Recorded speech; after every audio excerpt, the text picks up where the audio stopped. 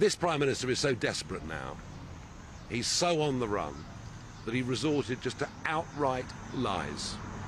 Outright lies. The idea that I've suggested we should be punished with tariffs, I've never said anything of that kind whatsoever.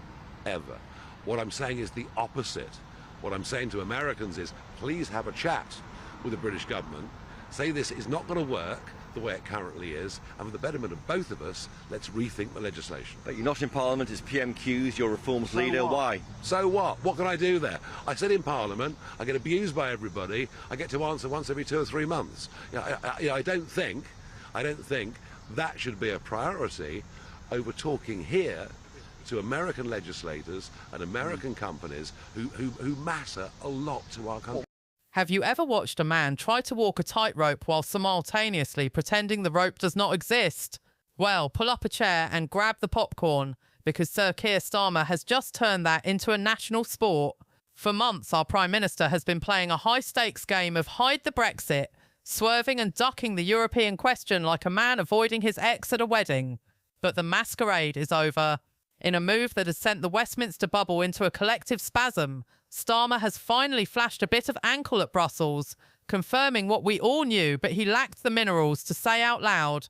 Labour is steering the HMS Great Britain straight back into the arms of the single market. And standing on the shore, grinning like he's just won the lottery, is Nigel Farage. It is a gift-wrapped, gold-plated political suicide note, and Farage is currently reading it out loud to a cheering crowd. We are witnessing the greatest act of political treachery since the 2016 referendum, and the fallout is going to be spectacular. Quick favour, if you are loving this, hit that subscribe button. Over 92% of viewers have not yet. It is free, takes a second, and means the world to us at the British Report. Thank you if you did. Now, back to the show. Let us look at the sheer unadulterated gall of it all. For years, Sir Keir Starmer has been the master of the principled pivot. Remember when he campaigned for a second referendum? Of course you do.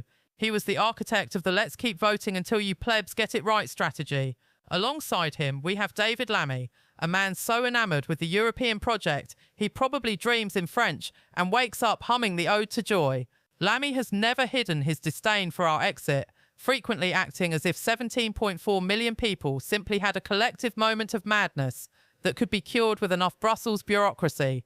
Labour is currently so bereft of original ideas that their only plan A for the economy is to play follow the leader with Ursula von der Leyen. They have never felt comfortable being outside the European Union.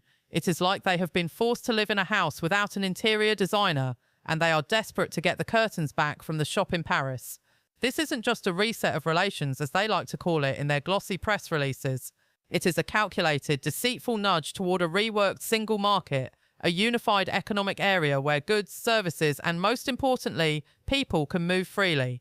It is the Brexit sellout we were warned about, happening in slow motion right before our eyes. But wait, it gets even more slippery. If you thought the policy was bad, wait until you hear the justification. When asked about this even closer alignment, slippery Sir Keir gave the most Starmer-esque answer imaginable. He said, and I quote, "If it is in our national interest, then we should consider that we should go that far." It is the ultimate political maybe. It is the verbal equivalent of a wet paper towel. He is trying to frame this as an attempt to undo economic damage. But let us be honest, he is trying to appease the haughty metropolitan elite who have loathed the peasants' revolt of 2016 since the very first ballot paper was counted. So Keir Starmer's great Brexit betrayal is fully underway. Of course, remember, he was Remainer-in-Chief. He was the man pushing, above all, for a second referendum to overturn the result. But he went to the country in July 2024 with some absolute assurances we would not be rejoining the single market, the customs union, or the European Union. Well, let's have a little think about what he's done. Already, he's scrapped the Turing programme. That was for British students to go to universities all over the world. It was great value for money. Gone. Replaced by the Erasmus scheme, which is going to cost 8 billion quid over the next 10 years. And what that means is, whilst some of our students will go to Europe, actually many, many more European students will come to our country.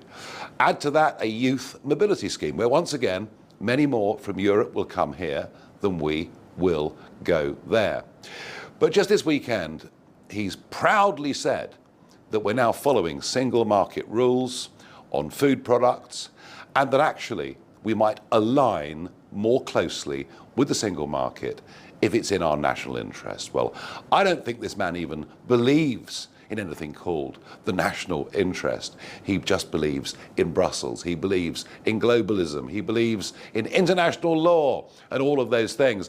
And what it really means, what does a line mean? What it really means is we will follow European Union rules and laws. Westminster will have no say whatsoever over any of those rules that are made that affect pretty much every business in this country. That is a full-on Brexit betrayal. Starmer has long accused Nigel Farage of peddling falsehoods, but the irony here is thick enough to spread on toast. While calling Farage a liar, Starmer is busy trying to smuggle the single market through the back door while telling the public he is still respecting the result. It is like a man promising he won't go back to his old ways while he is literally re-signing the lease on his old flat. He even had the audacity to claim that this reset would not see a return to freedom of movement. Does he think we are all daft? The European Union has made it crystal clear for a decade, no single market access without the four freedoms. You cannot have the cake, eat the cake, and then pretend the cake was a sovereign salad. This isn't a policy, it is a fairy tale told by a man who is terrified of his own shadow. And speaking of shadows, there is a very large one looming over number 10, and it has a pint in one hand and a Reform UK banner in the other. If Sir Keir thinks this move is going to head off the threat of Reform UK at the pass, he has fundamentally misunderstood the British public. You do not stop a fire by pouring petrol on it and then claiming you are just resetting the temperature. Farage and his People's Army are currently the only beneficiaries of this torturous stay in Downing Street. Every time Starmer hitches up his trouser leg to show a bit of ankle to the Eurocrats, Farage gains another point in the polls. Currently, Starmer's approval ratings are languishing somewhere south of -66. To put that in perspective, that is worse than Liz Truss when the lettuce was still fresh. It is a level of unpopularity that usually requires a major scandal, but Sir Keir has managed to achieve it simply by being himself. Labour is looking at an absolute annihilation in the local elections this May. Voters in the Red Wall didn't vote to leave the EU just to have a former human rights lawyer explain why they were wrong 10 years later. The only winner here is Nigel Farage. Farage's New Year dreams have come true, and he didn't even have to work for it. Starmer did all the heavy lifting for him. The sheer desperation is becoming palpable. You can smell the panic radiating from the Cabinet Office, and it smells like stale coffee and fear.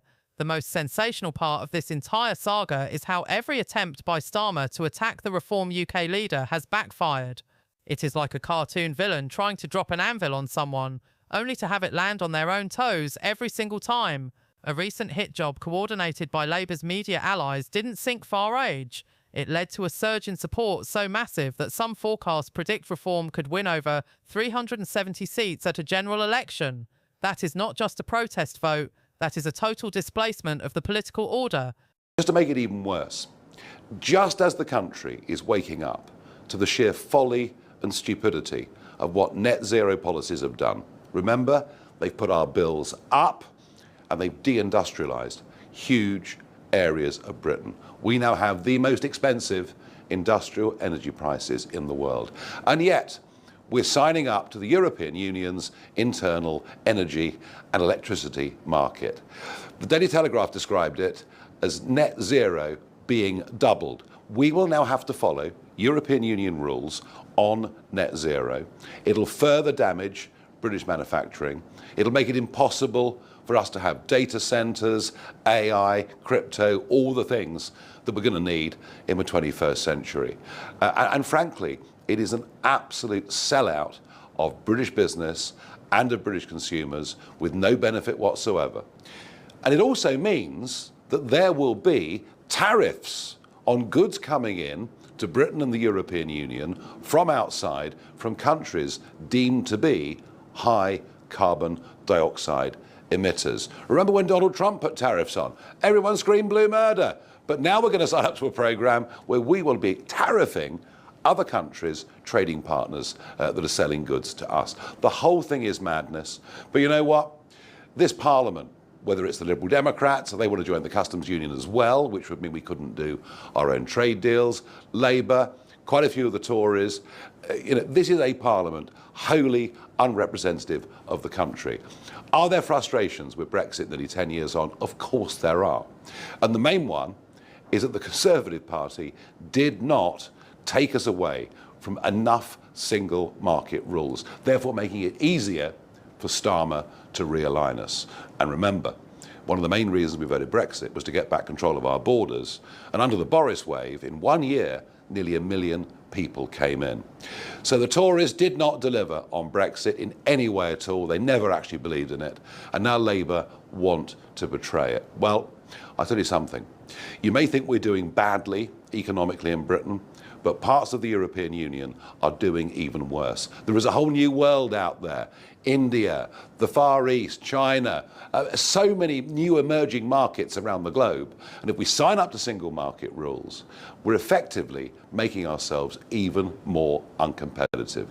I promise you, I did not spend over a quarter of a century fighting for us to get back self-control of our country, to watch Starmer give it all away after Tory failure without a real fight. And part of that fight will be the elections on May the 7th, where we will make sure that Brexit betrayal is a real, live political issue.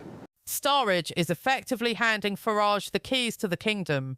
Britain unequivocally voted to unshackle itself from the EU straitjacket, yet we have a Prime Minister who has never truly accepted the result because, in his mind, he always knows best.